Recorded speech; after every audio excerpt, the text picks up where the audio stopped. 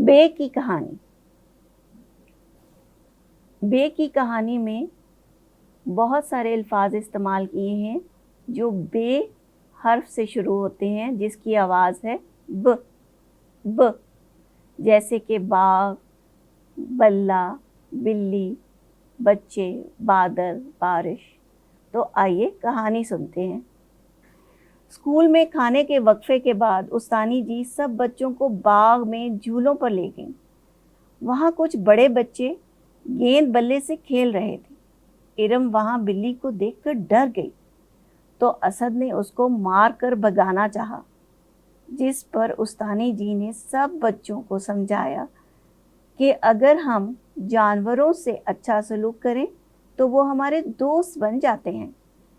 इतने में बादल गरजे और बारिश शुरू हो गई। सब बच्चे क्लास में वापस आ गए। छुट्टी होने में कुछ ही देर रह गई थी। उस्तानी जी ने बच्चों को दायरे में बिठाकर बी बतखों की मज़ेदार कहानी सुनानी शुरू कर दी।